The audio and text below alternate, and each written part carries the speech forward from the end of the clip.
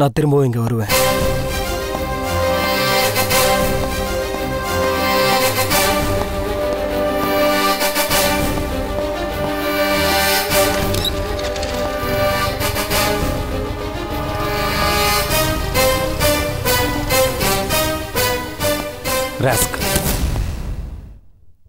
இந்த அவமானம் உங்களுக்கு தேவையா? எத்தனை வாட்டி சொல்லியிருப்பேன், என் பேச்ச கேட்டீங்களா? இந்நேரம் கை கழுவ மாட்டிருப்பீங்க. சாரிப்பா, கொஞ்சம் கவனம் குறைவா இருந்துட்டேன்ப்பா. இந்த பொம்மை வியாபாரத்தை விட்டுடுன்னு பல தடவை சொல்றேன், கேக்குறியாடா நீ? அதான் தப்பிச்சிட்டேன்ல, உடுக்கா. என்னதான் பண்ணீங்க? நீங்க 2 பேரும் மேல இருக்கும்போது பேகை மாத்திட்டேன்டா. அவனை மேல கூட்டிட்டு போய் எனக்கு டைம் கொடுத்ததுக்கு ரொம்ப தேங்க்ஸ்டா. நான் அவனை மேலே கூட்டு போனது இருக்கட்டும், அவன் ஒரு நாள் உங்களை உள்ள கூட்டு போவான் பார்த்துக்குங்க. ஏய், நீ உருப்படவே மாட்டடா. ஜமீன் பரம்பரைன்னு வெளியே சொல்லிக்காத, காரி துப்பு வாங்க.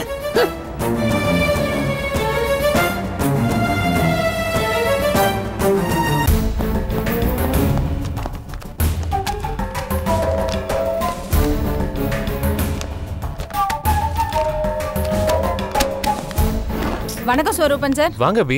சாரி அபி, பேசுறதுக்குலாம் நேரம் இல்லை, ஒரு அர்ஜென்டான ஹியரிங் குயிக்காக போயிட்டு இருக்கேன்.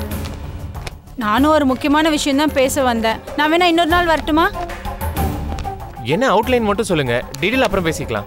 மும்பை சரக்கு எரிஞ்சது, குழந்தைக்கு உடம்பு சரியில்லாம போனது, ஆஃபீஸ் டென்ஷன், இது எல்லாத்தையும் தான் மேலே ஏத்திக்கிட்டு இளவரசி ரொம்ப டென்ஷனா இருக்கா சார்.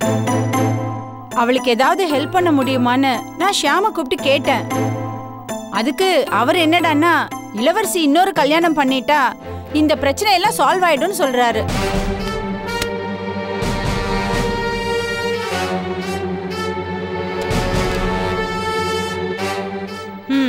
உங்கள மாதிரி தான் நானும் ஷாக் ஆயிட்டேன். இன்னொரு கல்யாணம் பண்ணிக்கிறத பத்தி இது வரைக்கும் நானும் இளவரசிய கூட யோசிச்சது கிடையாது. ஆனா ஷியாம் இப்படி சொல்றாருன்னா அதுல ஏதோ காரணம் இருக்க மாதிரி தான் தெரியுது. ஆனா என்ன காரணம் தான் சார் தெரியல. ஏங்க, இதுதாங்க இவ்வளவு நேரம் தேடிட்டு இருக்கேன். சார், அது கீழே கிடந்தது சார். சரி, அதை விடுங்க. எனக்கு ஆரம்பத்துல இருந்து இந்த ஷியாம் மேல தான் டவுட்டா இருக்கு. ஆனா இளவரசி இந்த ஷியாம மலை போல நம்புறாங்களே. அது மட்டும் இல்லாம நாங்களாம் மகாவோட ஆளுங்கன்னு முடிவே பண்ணிட்டாங்க. அது மீறி அவங்களுக்கு எதுவும் செய்யவே முடியல. ஏன் சார், ஷியாம் ஏன் அப்படி சொல்லியிருப்பாரு? ரொம்ப சிம்பிளுங்க. இளவரசி ஓனர் இல்லாத தங்க விக்கிரகம் மாதிரி. அவங்க மதிப்பு பல கோடி தேரும். அவங்கள கல்யாணம் பண்ணிக்கிறவங்க அவங்களுக்கும் அந்த பல கோடி மதிப்புக்கும் சொந்தக்காரங்களாயிடுவாங்க. அதனால அப்படி சொல்லியிருப்பாரு. சரி, இது ஓகே. வேற ஏதாவது ரீசன்? அதை யோசிப்போம். ஷியாம் இளவரசியோட கல்யாணத்தை பத்தி உங்ககிட்ட மட்டும் தான் பேசினாரா, இல்ல இளவரசிட்டே பேசிட்டாரா? அது தெரியலையே சார். முதல்ல அதை கண்டுபிடிங்க, நான் அதுக்கப்புறம் என்ன பண்ணலான்னு சொல்றேன். சாரிங்க, நான் ரொம்ப அர்ஜென்ட்டாக போகிறேன். நீங்கள் எந்த பக்கமாக போகிறீங்க? டி நகர். சாரிங்க, நான் ஆப்போசிட் சைடில் போகிறேன். உங்களை என்னால் ட்ராப் பண்ண முடியாது. பரவாயில்ல சார், நான் ஆட்டோவில் போய்க்கிறேன். சரி வாங்க.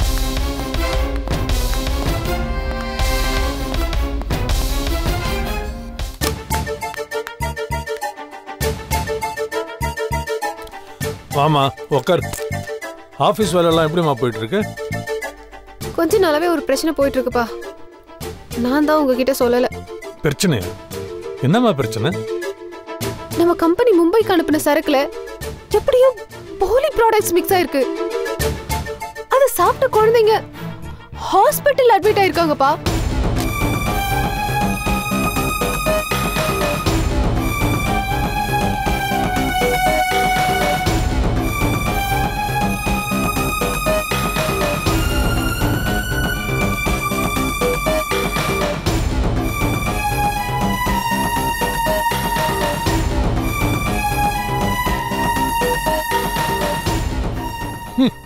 இவ்வளவு விஷயம் ஆபீஸ்ல நடந்திருக்கு, அது ஏமா என்கிட்ட சொல்லாம விட்ட? டெய்லி ஒரு டிராமா நடத்துறான் ஷியாம். எனக்கே குழப்பமா இருக்கு. நான் என்னன்னு வந்து உங்ககிட்ட சொல்லுவேன். இப்பதான் குவாலிட்டி கண்ட்ரோல் ஆபீசருங்க மும்பைக்கு போற வழியில சரக்குல கலப்படம் நடந்திருக்கு.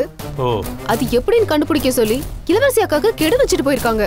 நம்ம டிரான்ஸ்போர்ட் கான்ட்ராக்ட்காரங்க நான் வச்ச ஆளுங்கம்மா, நம்ம கம்பெனிக்கு விசுவாசமா இருப்பாங்கம்மா. அந்த லிங்கம் கான்ட்ராக்ட்கார் இருக்காரு பாருமா, அவர் தாம்மா மகாராஷ்டிரா சரக்கெல்லாம் ஹேண்டில் பண்றது. அவரு தப்பு செய்யறதுக்கு வாய்ப்பே இல்லைம்மா. ஐயோ அப்பா, நான் சொல்ல மறந்துட்டேன். உங்க லிங்கம், கருணாமூர்த்தி, அன்புராஜ், தாமஸ் ரொசாரியோ, கோவிந்த் ஷெட்டி எல்லா பழைய கான்ட்ராக்டர்ஸும் மாறி போய் ரொம்ப நாள் ஆகுது. அந்த ஷாம் எல்லாரையும் தூக்கிட்டான். புது கான்ட்ராக்டர்ஸை தான் போட்டு வச்சிருக்கான். அப்படியா? அப்போ இந்த கலப்பட விஷயம் புது கான்ட்ராக்ட்காரன் தான் செஞ்சிருக்கணும். சொல்றது ஈஸிப்பா, ஆனா அது அவங்க தான் செஞ்சாங்கன்னு எப்படி ப்ரூவ் பண்ண முடியும்? ஷாமை எப்படி கையும் களவுமா பிடிக்கிறது? ஆதாரமே இல்லாம சேதாரம் பண்றவன் அந்த ஷாம். அப்பா, நான் வேணா உங்களுக்கு அந்த புது கான்ட்ராக்டர்ஸோட டீடைல்ஸ் எல்லாம் ஆபீஸ்ல இருந்து எடுத்து தரேன். நீங்க வேணா அந்த கான்ட்ராக்டர்ஸ் கிட்ட பேசி பாருங்களேன். அது சரிப்பட்டு வராது ஸ்ருதி. ஏன்னா அவங்க நேரா ஷாம் கிட்ட போவாங்க, அவன் உஷாராயிடுவான். அது உன் வேலைக்கே ஆபத்து. அப்போ என்ன பண்றதுப்பா?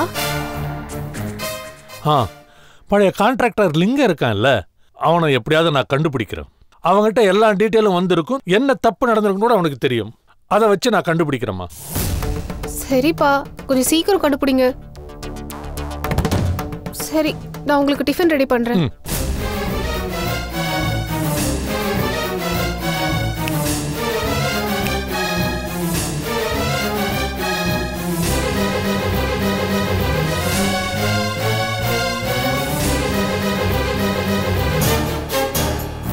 அபி, நான் கிளம்புறேன் அபி. ஆக்சுவலி ரொம்ப லேட் ஆயிடுச்சு. டென்ஷனா இருக்கு அபி எனக்கு. அந்த குவாலிட்டி கண்ட்ரோல் டிபார்ட்மெண்ட்ல இருந்து வந்திருந்தாங்க இல்லையா, அதுல எந்த பிரச்சனையும் இல்லைன்னு சொல்லிட்டாங்க.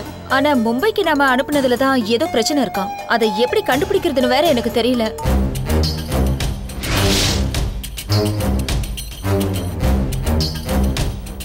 ஏய், என்ன அப்படி பாக்குற? இல்ல, இப்ப நான் உனக்கு சொல்ல போற விஷயம் ரொம்ப சர்ப்ரைஸா இருக்க போகுது. சர்ப்ரைஸா? என்ன சொல்றீங்க? வரேன் அபி, சீக்கிரம் சொல்லு, எனக்கு டைம் ஆகுது. வரேன்னு சொன்னேன்ல. புடி. என்னது? பாரு. செயின். ஏய், நல்லா இருக்கு. யாருக்கு? உனக்கு தான். எனக்கா? எனக்கு எதுக்கு? ஆபீஸோட எம்டி நீ. வெறும் கழுத்தோட போனா நல்லாவா இருக்கும்? நான் இங்க வெறும் கழுத்தா இருக்காத, தாலி செயின் இருக்கே. ஓ, இதுதான் தாலியா? அபி, புருஷன் இருக்கவங்க தாலி போட்டுக்குவாங்க. நீ புருஷன் இல்லாமயே தாலி போட்டிருக்க?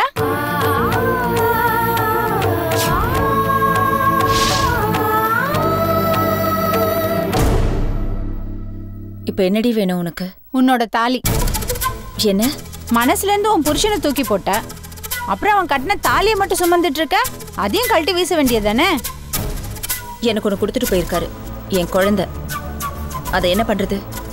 அதை தூக்கி வீசிடவா? இளவரசி, மூட்டை பூச்சிக்கெல்லாம் பயந்துக்கிட்டு வீட்டை கொளுத்த முடியாது அபி. ஏய், நீ இன்னொரு கல்யாணம் பண்ணிக்கோ இளவரசி. என்னடி உளர்ற? இத பார், உண்மை சில சமயம் உளறல் மாதிரி தான் தெரியும். உலகம் உருண்டன்னு உண்மைய முதல்ல சொல்ல மனுஷனை பைத்தியம்னு சொல்லி கொன்னுட்டாங்க. ஆனா அந்த உண்மை ஒன்னும் சாகலையே. இப்ப ஏன் நீ கண்டதையே சொல்லி என்ன சாகடிக்கிற? இங்க பாரு இளவரசி, உனக்கு பொறுப்புகள் அதிகமா இருக்கு, இளமை இருக்கு, அழகு இருக்கு, பணம் இருக்கு. இன்னொரு கல்யாணத்தை பண்ணிக்கோ, சந்தோஷமா இரு. வாழ்க்கை பயணம் இன்னும் ரொம்ப தூரம் இருக்குடி. உன் கஷ்ட நஷ்டத்தை எல்லாம் ஷேர் பண்ணிக்க ஒரு பார்ட்னர் வேணும்டி. ஓ சரி, அப்ப நீ ஏன் கல்யாணம் பண்ணிக்கல? ஏ, நானா மாட்டேங்கிறேன். எனக்கு இன்னும் வசமா யாரும் மாட்டல.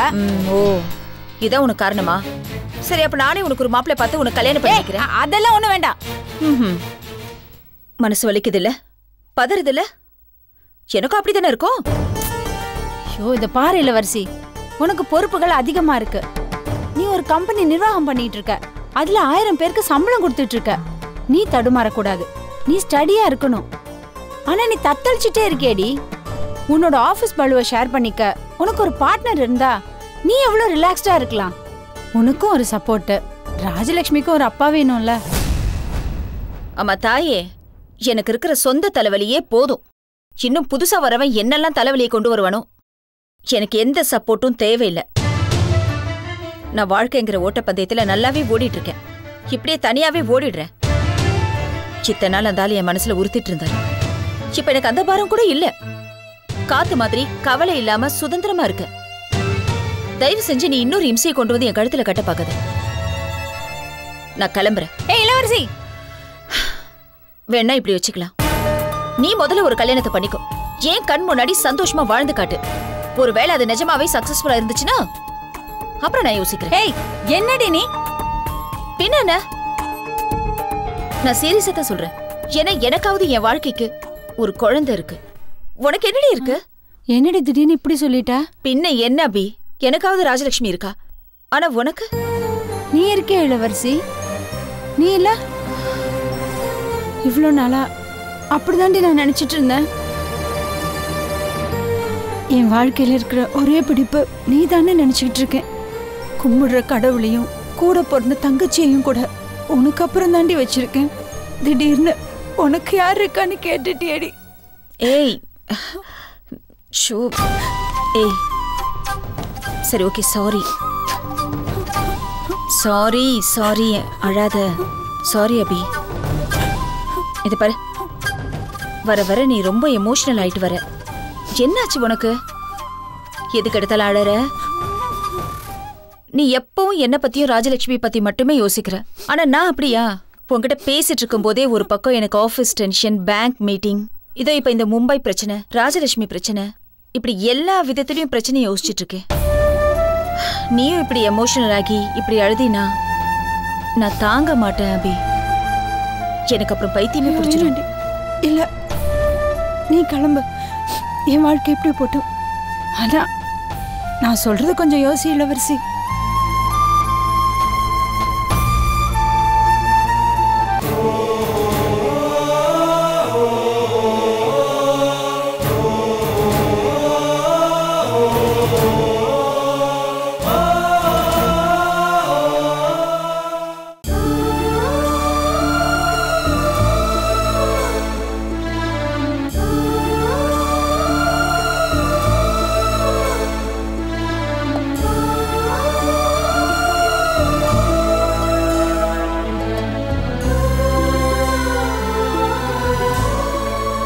என்னாச்சு? இப்போ எதுக்காக மாத்திரை சாப்பிட்ட? அது ஞாபக சக்திக்கு மாத்திரை சாப்பிட்டேங்க. அப்பவாது என் குழந்தைய பத்தி பேசின அந்த மர்ம குரல் யாரோடதுன்னு ஞாபகம் வருதான்னு பார்க்குறேன். லீலா, அனாவசியம் மனசை போட்டு குழப்பிக்காத. நம்ம கையில் எதுவும் இல்லை. என்னங்க இப்படி சொல்றீங்க? பின்ன என்ன, ஃபோனில் கேட்ட குரல் எங்கேயோ கேட்ட மாதிரி இருக்குங்கிற, ஆனால் யாரும் தெரியலங்கிற. ஒருவேளை நீ கேட்டதை சொன்னது கூட உன் மன பிரம்மையாக இருக்கலாம்ல. அவனுக்கு நேரம் நம்ம எங்கே போனாலும் தெரிஞ்சிருது, போலீஸ் ஸ்டேஷனுக்கு போனால் தெரிஞ்சிருது. அதனால தான் சண்முகத்தை போய் பார்க்க கூட பயமாக இருக்குது. ஆனால் நான் ஃபோனில் சண்முக மாமா கிட்ட இந்த எல்லா விஷயத்தையும் சொல்லிட்டேங்க. அவர் கொலுமனாலி போலீஸோட கான்டாக்டில் இருக்கிறதாவும் தகவல் சொல்கிறதாவும் சொன்னார். அதான் சுந்தரமூர்த்தி சார் ஃபோன்லேயே சொன்னார். கண்ட கிறுக்குங்க பேச்சியெல்லாம் நம்பாதீங்க, தர்ஷினி அங்கே சந்தோஷமாக சௌக்கியமாக இருக்கா. அது மட்டும் இல்லை, அவரோட சம்சாரம் கல்யாணி கூட தர்ஷினியால் நல்லா குணமாயிட்டு வராங்களாமா. ட்ரீட்மெண்ட் கூட ஃபைனல் ஸ்டேஜில் இருக்காமா. அடுத்த வாரம் நாங்கள் கிளம்பி வந்துடுவோம், கவலைப்படாதீங்கிறாரு. நீ கூட இப்போல்லாம் தர்ஷினிக்கிட்ட டெய்லி பேசுகிறீல்ல, அவள் சந்தோஷமாக தானே இருக்கா. இப்போ நம்ம யார் சொல்கிறத நம்புறது? சுந்தரமூர்த்தி சார் சொல்கிறத நம்புறதா, இல்லை அந்த ஃபோனில் பேசுகிற ஒரு கிறுக்கன் அவன் சொல்கிறத நம்புறதா? என்னவோங்க, எனக்கு ஒரு விஷயம் மட்டும் நல்லா புரியுது. என்ன? கல்யாணி பைத்தியமா இருக்காங்கன்னு சொல்லி அவங்கள குணப்படுத்துறதுக்கு தர்ஷினி அங்க போயிருக்கா. அவ திரும்பி வரும்போது நான் இங்க பைத்தியமா இருப்பேன். ஏ லீலா, சும்மா லூஸ் தனமா பேசிட்டு இருக்காத. தர்ஷினியை வச்சு என்னையும் முடிஞ்சா குணப்படுத்துங்க. அந்த அளவுக்கு என் மனசு பாதிக்கப்பட்டிருக்குங்க. லீலா, இதை பார், நம்ம யாருக்கு எந்த கெடுதலும் பண்ணல, நல்லதான் பண்ணியிருக்கோம். அதனால் நம்ம காண்டவன் நல்லதான் பண்ணுவான். அனாயசமாக கண்டதை நினச்சி குழப்பிட்டு இருக்காத. ஏன்னா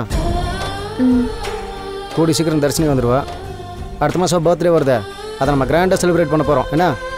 எனக்கு என் தர்ஷினி இப்பவே வேணுங்க.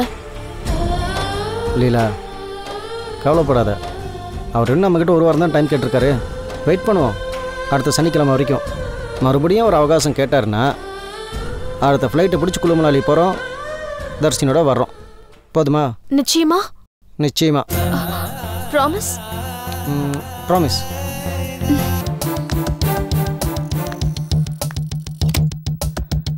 சார். என்னையா? அம்மா உங்களை பார்க்க வந்திருக்காங்க, ரிசப்ஷனில் வெயிட் பண்ணுறாங்க சார். என்ன விஷயம்? எதுக்கு இங்கே வந்திருக்காங்க? சொல்லியிருந்தா நானே வீட்டுக்கு வந்திருப்பேனே. இல்லை பரவாயில்ல சார், அம்மாவுக்கு உடம்பு சரியில்லை, பக்கத்தில் டாக்டர்கிட்ட வந்தோம். அப்படியே அம்மா உங்களை பார்க்கணுன்னு சொன்னாங்க சார். ரொம்ப முக்கியமான விஷயமா அவசியமாக உங்களை பார்க்கணுன்னு சொன்னாங்க. சரி போ.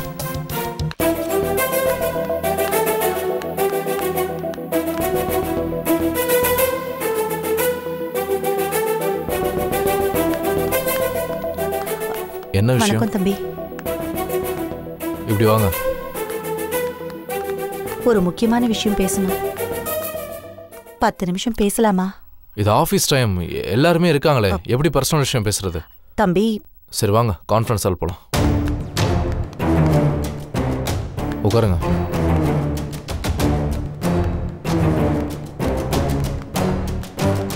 முருகா. சார். ½ அன் ஹவர் யாரும் என்ன டிஸ்டர்ப் பண்ண வேணாம். கேட்டால் மீட்டிங்கில் இருக்கேன்னு சொல்லுங்க. Okay sir.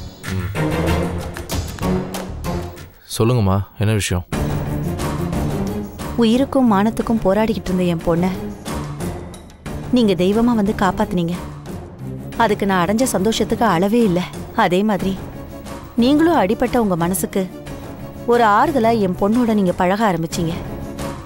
ஒருத்தருக்கு ஒருத்தர் ஆறுதலா இருக்குன்ற ஒரு நல்ல எண்ணத்துல ஆண்டவனா உங்களை சேர்த்து வச்சா. அது விதிக்க பொறுக்கல போல இருக்கு. அதான் நாங்க இப்ப குடும்பத்தோட வேற ஊர்ல போய் செட்டில் ஆகலான்னு இருக்கோம். ஏன் இப்படி ஒரு முடிவு எடுத்தீங்க? ஆக்சுவலாக உங்கள் ஃபேமிலியோட நான் பழகுனது எனக்கு ரொம்ப பெரிய ஆறுதலாக இருந்தது. என்னோட ஏமாற்றங்கள்லாம் தாண்டி நான் கொஞ்சம் நிம்மதியாக இருந்தேன். சரி, உங்களுக்கு ஏதாவது ஒரு பிரச்சனைனா என்கிட்ட சொல்லுங்கள், நான் பார்த்துக்கிறேன். 5 வருஷத்துக்கு முன்னாடி என் பொண்ணு ஒரு டிரான்ஸ்போர்ட் கம்பெனியில் டெலிஃபோன் ஆப்ரேட்டராக இருந்தா. அங்கே கருணாகரன் ஒருத்தன் மேனேஜராக இருந்தா. ஆரம்பத்தில் ஒரு ஃப்ரெண்டு மாதிரி தான் என் பொண்ணோடையும் என் குடும்பத்தோடையும் பழக ஆரம்பிச்சா. சின்ன சின்ன ஹெல்ப் எல்லாம் பண்ணிட்டு இருந்தா. நானும் அவனை நல்லவன்னு தான் நினைச்சேன். கொஞ்ச நாளா வீட்டுக்கு வந்துட்டு போயிட்டு இருந்தா. அப்ப திடீர்னு ஒரு நாள் சந்தியாவை கல்யாணம் பண்ணிக்கிறேன்னு சொன்னா. நாங்களும் அவன் நல்ல வேலையில இருக்கான், படிச்சிருக்கான்னு ரொம்ப சந்தோஷப்பட்டோம். அவனை ரொம்ப நம்பினோம். அந்த நம்பிக்கை அவனுக்கு சாதகமா பயன்படுத்திக்கிட்டு சந்தியாவோட கல்யாணத்துக்காக நாங்க சேர்த்து வச்சிருந்த 15 பவுன் நகையையும் கொஞ்சம் கொஞ்சமா வாங்கிட்டான். அதுக்கப்புறமா தான் தெரிஞ்சுது அவன் ஒரு ஃப்ராடு, சூதாடி, குடிகாரன்னு. நல்ல வேளை சந்தியா அவனோட நெருங்கி பழகல. அப்புறம் ஒரு நாள் ஆபீஸ்ல பணத்தை கையாடல் பண்ணிட்டான்னு அவனை போலீஸ் அரெஸ்ட் பண்ணிட்டாங்க. அவனோட பழகுனதை வச்சு ஆபீஸ்ல சந்தியாவை எல்லாரும் கேலி பண்ண ஆரம்பிச்சிட்டாங்க. அந்த அவமானம் தாங்காம சந்தியா வேலையை விட்டுட்டா. நாங்களும் ஒதுக்குப்புறமா இருக்கட்டுமேனு இப்ப இருக்கிற வீட்டுக்கு வந்துட்டோம். நீங்களே சொல்லுங்க தம்பி, நாங்க தப்பானவங்களா இருந்தா 5க்கும் 10க்கும் ஏன் கஷ்டப்படுறோம்? நல்லவங்கள தான் தம்பி ஆண்டவன் சோதிக்கிறான். அவன் நாங்க இருக்கிற இடத்த தெரிஞ்சுக்கிட்டு இப்ப அடிக்கடி போன் பண்ணி பணம் கேட்டு ரொம்ப மிரட்டுறான் தம்பி. அம்மா அழாதம்மா. நான் ஒன்று சொல்கிறேன், ஷாக் ஆகிடாதீங்க. கருணாகரன் என்னை வந்து பார்த்தான். நீங்கள் சொன்ன இந்த விஷயத்த உங்கள் மேலே தப்பு இருக்கிற மாதிரி மாற்றி சொன்னான். அவன் பேசின விதத்தை பார்த்து நானே உங்களை தப்பாக நினச்சிட்டேன்னா பார்த்துக்கோங்களேன். எங்களுக்கு தெரியும் சார், அவன் அப்படிலாம் நம்புற மாதிரி நடிக்கிறவன் தான். இல்லைன்னா நாங்கள் அவனை நம்பி 15 பவுன் கொடுத்து ஏமாத்திருப்போமா சார்? நல்லவங்களுக்கு காலமே இல்லை சார். எங்கேயாச்சும் போயிடலாமான்னு தோணுது சார். ஏன் இப்படி அவசரப்படுறீங்க? நீங்கள் சொன்னதுக்கப்புறம் தான் எனக்கே புரியுது அவன் எவ்வளோ பெரிய ஃப்ராடாக இருப்பான்னு சொல்லி. அவனுக்கு பயந்துக்கிட்டு நீங்கள் எதுக்காக போனோம்? எங்கேயும் போவேணாம், உங்களுக்கு பாதுகாப்பாக நான் இருக்கேன். நிஜமாவா சொல்றீங்க தம்பி? சத்தியமாமா. இனிமேல் உங்கள் மேலே யாரு குறை சொன்னாலும் நான் நம்ப மாட்டேன். இனிமே எனக்கு எல்லாமே உங்கள் பொண்ணு தான். ரொம்ப நன்றி தம்பி.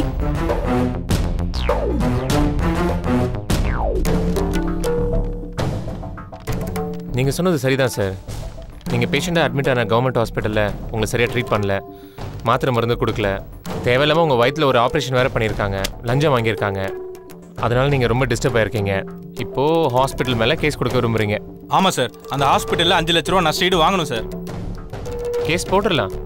அதுக்கு முன்னாடி நீங்கள் செய்ய வேண்டிய காரியம் என்னென்னா, இதுக்கு சம்மந்தமான அந்த ஹாஸ்பிட்டல் டீன், அப்புறம் இந்த ஆரம்போன்னு சொல்கிற ரெசிடென்ட் மெடிக்கல் ஆஃபீஸர், இவங்க 2 பேருக்கும் ஒரு கம்ப்ளைண்ட் லெட்டர் எழுதி ஓகே சார் ரெஜிஸ்டர்ட் போஸ்ட்டில் அனுப்புங்க. Okay sir. ஓகேங்களா? அவங்ககிட்டேருந்து என்ன பதில் வருதுன்னு பார்ப்போம், அதுக்கப்புறம் ஆக்ஷன் எடுப்போம். பதில் வரலண்ணா? ரொம்ப சிம்பிள் சார், அதே காரணம் வச்சு கேஸ் போட்டுருவோம். சரிங்க சார். ஹலோ சார், நான் அபி பேசுகிறேன். சொல்லுங்க அபி. சார், நீங்கள் சொன்ன மாதிரி இளவரசி கிட்ட அவளோட கல்யாண விஷயத்தை பற்றி பேசினேன். அவள் என்னை கடிச்சு கொதறாத குறையா கண்டபடி திட்டி அனுப்பிச்சிட்டா. Is it? ஆமாம் சார், இன்னொரு கல்யாணம் பண்ணிக்கிற நினைப்பு அவளுக்கு கொஞ்சம் கூட இல்ல. அப்போ ரொம்ப நல்லதா போச்சு. இன்னொன்று பண்ணுங்க அபி, அடுத்தது ஷாமு கூப்பிட்டு பேசுங்க. என்ன சார்? இளவரசியை கல்யாணம் பண்ணிக்கிற ஐடியா ஷாமுக்கு இருக்கா இல்லையான்னு தெரிஞ்சுக்கணும்ல சார். எனக்கு என்னமோ காத்தடிக்காம மரம் ஆடாதுன்னு தோணுது அபி. இதில் என்னமோ ஷாமுக்கு உள்நோக்கம் இருக்குன்னு எனக்கு தோணுது. அதனால தான் இளவரசியோட கல்யாண பேச்சு எடுத்திருக்காரு. அவர்கிட்ட போட்டு வாங்கினாதான் அவரோட பிளான் என்னன்னு நமக்கு தெரியும். சும்மா பேச்சுவாக்கில் கேளுங்க, என்ன சொல்கிறாருன்னு பார்ப்போம். சரிங்க சார், கேட்குறேன். சரிங்க அபி, நான் அப்புறம் கால் பண்ணுறேன். ஓகே சார், பாய். பாய். ஓகே சார், உங்கள் ஃபைலை மூவ் பண்ணிவிட்டு ஃபர்தராக என்ன பண்ணலான்னு சொல்கிறேன். Okay sir. ஃபீஸ் இல்லை பரவாயில்ல, கேஸ் முடிஞ்சதுக்கப்புறம் பார்த்துக்கலாம். ரொம்ப தேங்க்ஸ் சார். வாங்க.